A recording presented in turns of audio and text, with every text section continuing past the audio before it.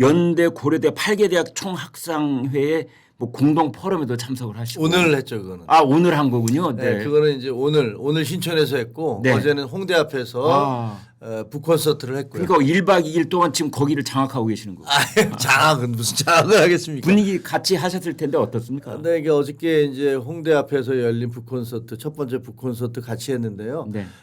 그거는 이제 그 신청자가 워낙 많아서 한 2,000분 정도 신청을 하셔서 그랬어요? 그래서 한 200분 정도를 이제 10대 1? 예, 그렇죠. 그래서 이제 추첨을 해서 그래서 뽑았고 그다음에 나머지 또 그 들어가시지 못한 분들이 한 500분 정도 밖에서 네. 한동훈 대표를 계속 응원을 아, 했어요. 예. 전 대표죠. 네. 근데 저는 그게 이제 2월 26일 날 처음에 책을 출간을 하고 나서 네. 그다음에 2월 28일 날 모 신문과 이제 인터뷰를 하고 네. 3월 2일 날 연평 중앙일보하고 인터뷰. 예, 그렇습니다. 모 신문이래. 예, 넘어가겠습니다. 인터뷰를 했습니다. 넘어가겠습니다. 그리고 이제 그 3월 2일 날 그 연평 해전에 대한 연극을 받고 네. 그다음에 이제 5일 그저 TV 조선에도 인터뷰를 했죠. 4일 날 저녁에는. 네. 그리고 이제 오늘 그러니까 어떻게 보면 그 2월 26일부터 시작해서 불과 열흘도 안 되는 기간이잖아요. 네, 8일 8일 정도의 기간인데 정말 숨가쁘게 달려왔던 것 같아요. 네. 그리고 그 기간 동안에 사실은 단연 화제의 중심이 한동훈이었다 이렇게 생각을 할 수 있습니다.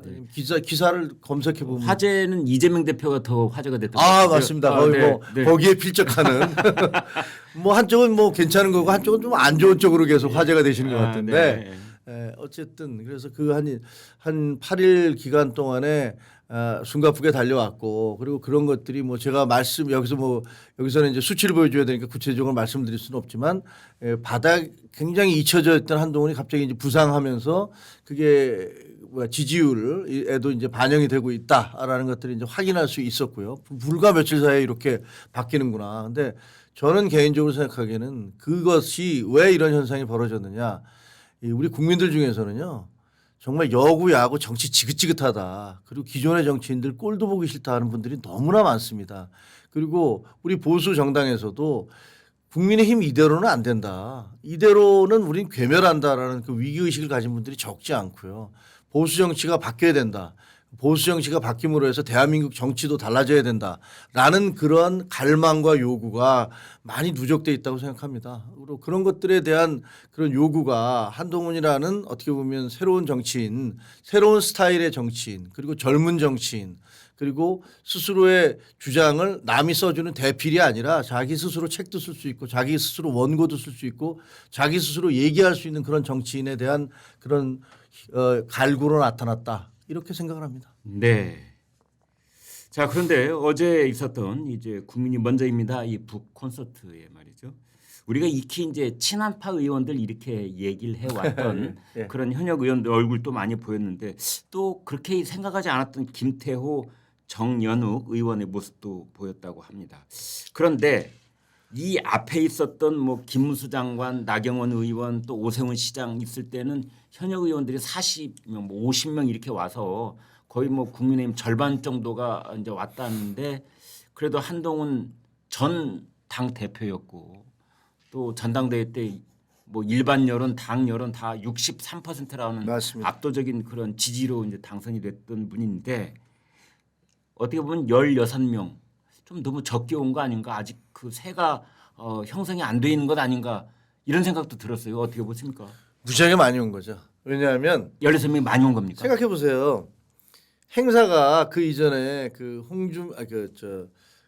오세훈 시장님 행사 네. 그리고 김문수 그 장관님 행사는 나경원 의원. 네. 국회에서 열린 거예요. 아 그렇군요. 네. 네, 국회 의원회관 바로 음. 국회 왔다 갔다 하다가 바로 옆에 가서 얼굴 비칠 수 있는 그곳에서 열린 것이고 그 행사의 주체는 당이었어요. 그분들 모임을 폄하하려고 한 말씀은 아니죠. 전혀 네, 아니죠. 그건 아니 아니고. 왜냐하면 그분들이 하는 행사가 아니고 당에서 하는 당에서 하는 행사라니까요. 행사였다. 당에서 하는 행사에 그분들이 그 주요 게스트로 오신 거예요. 네. 뭐 그분들을 주요 게스트로 모신 이유가 뭔지는 모르겠습니다. 그게 무슨 특별히 그분들에 대해서 약간 좀 돋보이게 해드리려고 하는 의도가 있었는지 없었는지는 모르겠습니다만 네. 당에서 열린 행사이기 때문에 의원들이 가기에는 아무런 명분은 부담이 있었죠. 이쪽에서는 뭐 노동개혁에 관한 그렇죠. 세미나였고 노동개혁 개헌 또 뭐 개헌에 관한 세미나였고 뭐 그러니까 의원들이 네. 가는데 아무런 부담이 없는 거고 그러니까 당연히 바로 옆이니까 회의하다 말고 가는 거고 네. 어제 행사 같은 경우는 동교동 그러니까 홍대 근처에서 열렸는데 네.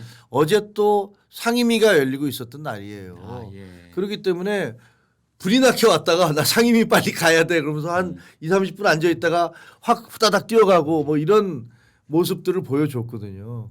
근데 그렇게 떨어져 있는 곳에 그리고 이 행사의 성격상 여기 오면은 이거는 분명하게 지지한다는 의미 아니냐. 한동훈 전 대표에 대한 지지의 그렇죠. 마음을 드러내는 네. 것이다. 공개적으로. 그렇죠. 그렇게 그 얘기 들을 수 있는 자리였어요. 네. 근데 저는 이분들이 와서 직접 와서 거기에 이렇게 계속 끝날 때까지 앉아 있거나 와서 상임이 있다고 한 30분 있다 갔든가 뭐 이런 모습들을 보면서 아 역시 이게 일반 국민들이나 당원들뿐만이 아니라 우리 국회의원들 가운데에서도 사실은 말은 안 하지만 당이 변화해야 된다, 쇄신해야 된다.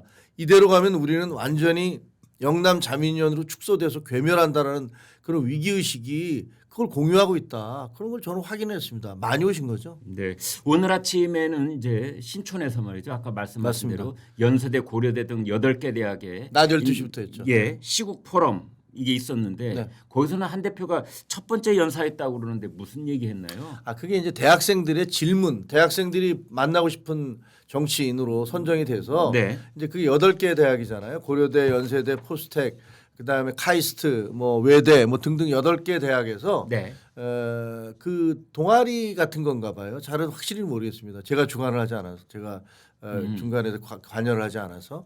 근데 그 학생들이 한 대표에게 와서 본인들이 묻고 싶은 질문들, 네. 청년, 미래, 교육 뭐 이런 것들에 대해서 증문즉답으로 이제 공방을 한 거거든요. 그러니까 네. 무슨 뭐 사전 원고 같은 것들이 있을 수 없는 것이고, 그럼 어저께도 마찬가지입니다. 어저께 행사를 본 어떤 기자가 그런 얘기를 하더라고요. 그 2시간에 걸친 행사였는데 그걸 보고 나서 야 이거를 책을 대필해 줬다고 어떤 사람들이 주장하는 건 정말 터무니없는 얘기라는 걸 정말 알겠더라. 왜?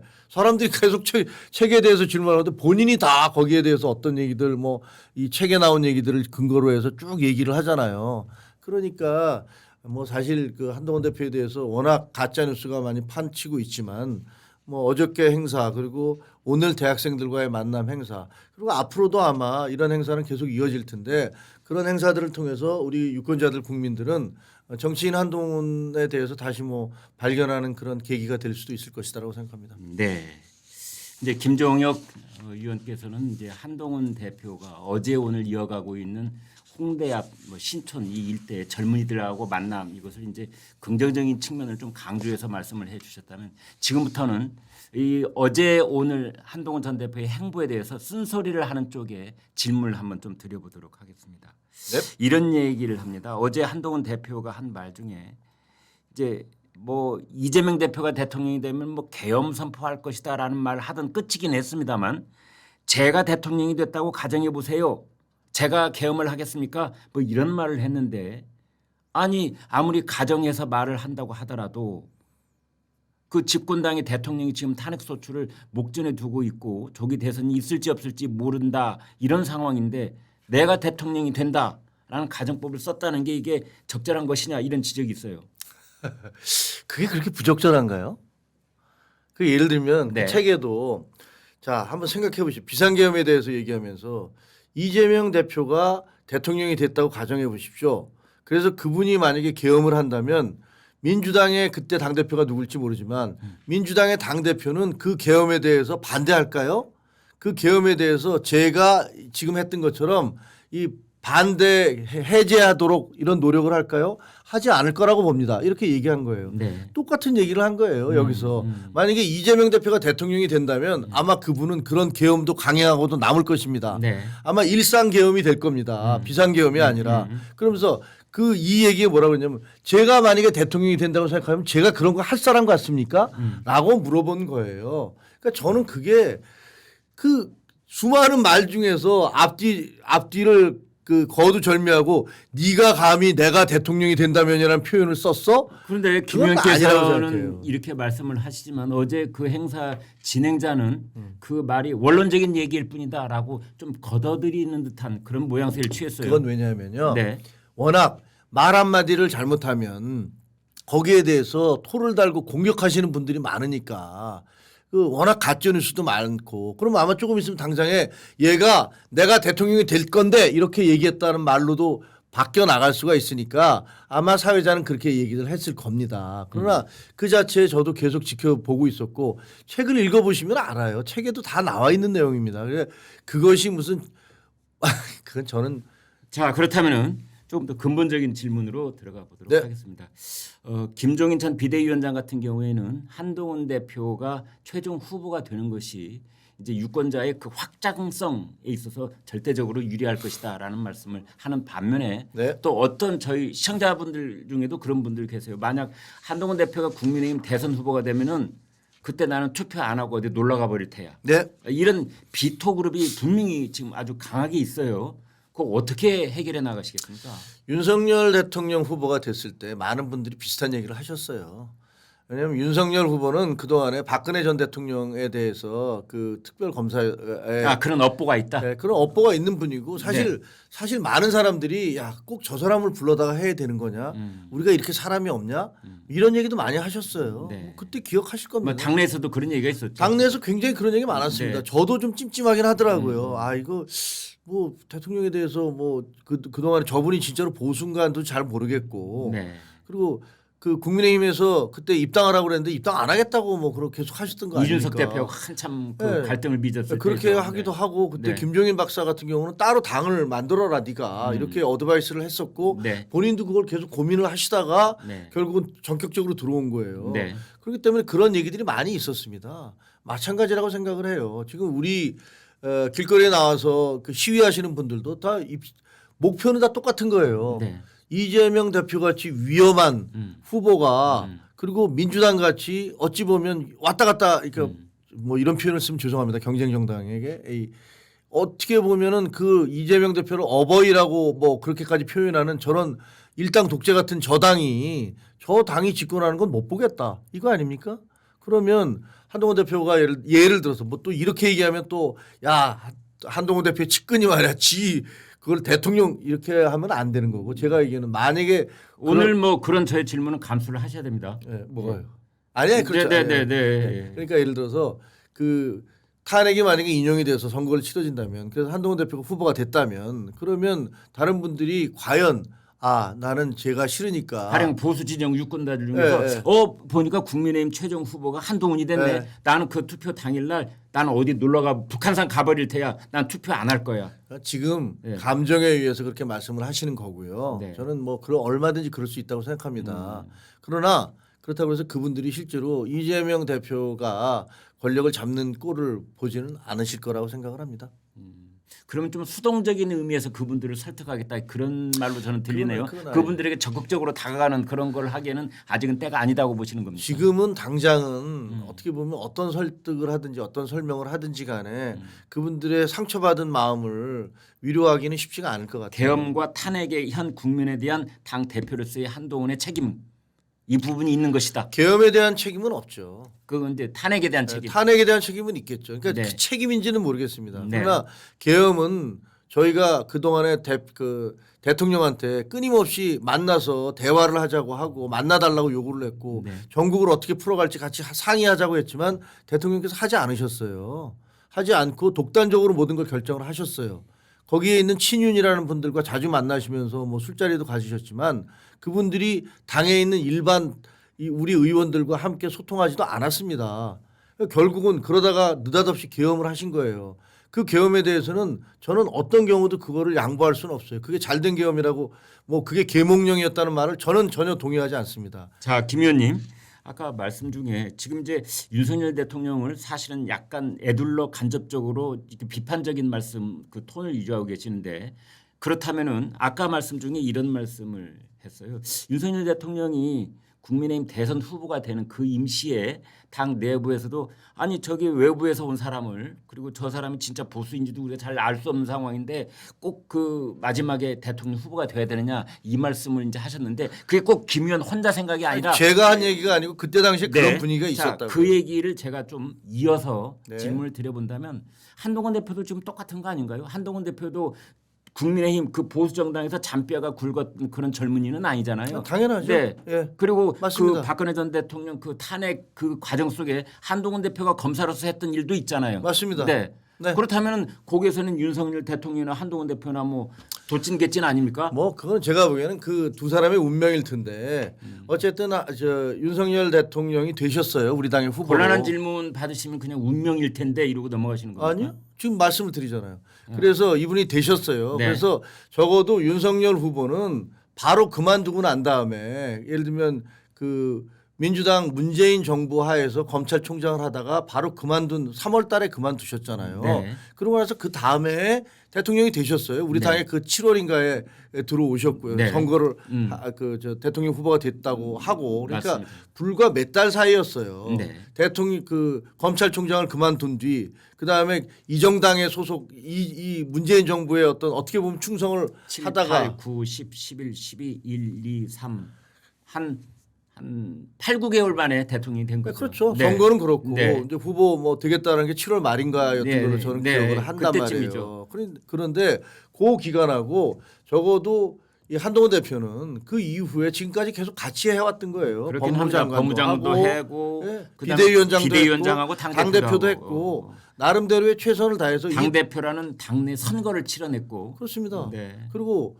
그 법무장관 할 때는 1대 180이라는 별명을 들어가면서 민주당 그 의원들과 정말로 치열하게 싸웠지 않습니까? 아니 그때 치솟았던 한동훈의 인기는 왜 오늘날 이렇게 한 자릿수로 꺼져 있는 겁니까? 그거는요. 네. 그 적어도 당 대표가 될 때까지만 해도요. 네. 그 대통령실에서 노골적으로 안 되기를 원하신 거 아닙니까? 그 여사의 일심 논란 이런 것까지 있을 정도로 문자까지 공개해가면서 막으려고 했지만 63%로 됐습니다. 됐는데 그 이후에 이번에 비상계엄과 탄핵을 거치면서 그러면서 집중적으로 대통령이 나는 억울하다라고 얘기를 하시면서 동정표를 받았던 것이고 또 우리 그 지지자들 사이에서 실제로 박근혜 대통령에 대한 탄핵 트라우마가 있어요. 박근혜 대통령 민주당이 주장하는 대로 그때는 그냥 끌려가서 했는데 나중에 알고 보니까 박근혜 대통령 억울한 거 너무 많더라. 이런 생각들에 대한 탄핵 트라우마가 있습니다. 그리고 왜 우리가 뽑은 대통령은 계속 탄핵을 시켜야 돼라는 그런 거부감이 있어요. 우리나라 현대 정치사에서 큰 성과를 이뤄낸 정치인들 치고 지금 김 의원께서 말씀하신 그런 내부 갈등이나 그런 어떤 밖에서의 도전 없었던 분이 누가 있습니까? 없습니다. 그런데 한동훈 대표가 지금 이렇게 되는 걸 보니까 한동훈 대표의 정치력이 여기까지인 것 아니야? 이런 생각이 들 때가 있어요. 그건 어떻게 말씀하시겠습니까? 그건 좀 지켜보십시오. 예를 들면 아까 말씀드렸던 대로 네. 지금 이제 그렇게 공격을 받고 그만둔 지 2달 네. 당대표에서 쫓겨난 거 아닙니까? 쫓겨난 지 이제 2달 지나고 칩거를 하고 이제 등장하기 시작해서 제가 말씀드린 대로 불과 일주일 열흘 사이에 나름대로 많은 그 적지 않은 국민들로부터 저 사람이 하는 얘기를 들어볼 필요가 있겠구나. 한동훈의 진짜 정치는 이제부터다. 저는 그렇게 생각합니다. 그리고 실제로 제가 옆에서 좀 지켜봤잖아요. 네. 그리고 계엄 전국에서 사실은 뭐 국민들에게 다 말씀드릴 수 없는 고통의 순간들이 엄청 많았습니다. 두려움의 순간들도 있었고요. 네. 근데 그런 것들을 저도 옆에서 계속 지켜봤는데 지금 그때 한동훈과 지금의 한동훈이 상당히 달라진 부분도 있더라고요. 저는 어떤 점이 예를 달라졌습니까? 들면 그 어제 북콘서트에서도 그런 얘기 하더라고요. 저는 좀 사실 구질구질한 거 싫어하고 네. 뭐 어떻게 보면 이제 뭐 우리가 아싸라다 그러나요? 네. 뭐 이런 스타일이었는데 쿨하다고 할까? 깔끔하다 쿨하고 할까? 뭐 네. 제가 남들한테 얘기할 때는 뭐 이런 얘기하면 좀 본인이 듣기 싫어하실지 모르지만 누가 저한테 물어봅니다. 한동훈 대표 어떤 사람이에요? 그럼 제가 웃으면서 차도남, 까도남, 차가운 도시남자. 근데 여기에 뭐 묻으면 바로 그 자리에서 털어내는 사람들이 있잖아요. 까다로운 도시남자 이렇게 얘기를 그런 하는데 사이였습니까? 그렇지는 않게 이렇게 털어내고 그러지는 않는데 네. 또 그런 부분에서 되게 소탈해요. 근데 그게 아닌데 자기 자신에 대해서 예를 들면 그 잘못된 것에 연루되거나 그런 것들을 전혀 못 참아 하더라고요. 검사할 때도 이게 제가 공개할 수는 없는데 예를 들면 여러 가지 검찰 하다 보면 뭐 업자들과의 관계 이런 거 있잖아요. 그런 것들을 아 이거 아니다라고 해서 선배들한테 눈밖에 났던 얘기들 같은 거 들어보면 아 저 사람은 상당히 그런 거에 결벽증 같은 게 있구나. 불의와 타협을 한다든가 뭐 이런 사람들과 어울렁 지내는 것들에 대해서 상당한 거부감을 갖고 있구나라는 느낌이 드는데 저는 말이죠. 한동훈 대표를 예전에 충청북도인가요? 그 젖먹이를 키우는 어머니들 모임에 간 적이 있었어요. 네. 그래서 이제 그 현장에서 깐난쟁이를 이렇게 안았습니다. 네. 근데 이 깐난쟁이 아이가 울어. 뭐 아무거나 잡잖아요. 이렇게 네. 이 손지 주엄주엄 하기 시작해가지고 네. 안경을 탁탁 잡았어요. 네. 그 안경을 탁 빠졌어요. 네. 그러니까 안경을 안 낀 한동훈 대표의 모습을 그때 우리는 처음 보는 거예요. 예. 근데 우리 다 당황하거든요. 예. 그때 이거 뺏기면 예. 24시간 끼고 있던 안경을 예. 말이죠. 예. 근데 그거를 자연스럽게 어르는 모습을 보고 한동훈 대표가 매일같이 집에서 애를 보나 이런 생각이 그건 아니지만 그래서 한 대표가 저런 면모가 있구나. 그건 느닷없이 닥친 일이기 때문에 어떤 시나리오도 없을 텐데. 예. 그 윗사람들에게 되게 깍듯하죠. 깍듯해서 선배님 뭐 어떤 사람들에게든 이렇게 나이 차도남 스타일들이 되게 정 떨어질 때가 있잖아요. 근데. 그러니까 제가 얘기하는 것은 그 본인이 스스로의 삶에 대해서 그런 것 같아요. 네. 본인이 스스로의 삶에 대해서 상당히 그 절제하고 그다음에 무리하지 않으려고 하고 하는 부분이 있는데 아니 친구 이정재를 만났으면 포장마차에 가서 못 먹는 소주라도 한 두어 잔 하는 모습 보이면 좀 좋아요. 한 잔 마시면 쓰러집니다. 그러니까 그거는 본인이 체질적으로 한 잔 마시면 뭐 그 얘기 하더라고요. 야 포도주라도 한 잔 마셔보자. 그래갖고 강제로 한 잔 마셨다가 아니 안철수 의원도 처음에는 한 잔도 못하다고 그러다가 나중에는 그래도 폭탄을 만들어서 돌리기도 하고 서너 잔 먹기도 하고 그러잖아요. 뭐잘 압니다. 안철수 의원 뭐 많이 잘 돌리시더라고요. 네. 근데 그건 이제 사람의 체질의 문제니까 예를 들면 그게 건강히 받아들여지지 않는 사람에게 그걸 하라고 할 수는 없잖아요. 알겠습니다.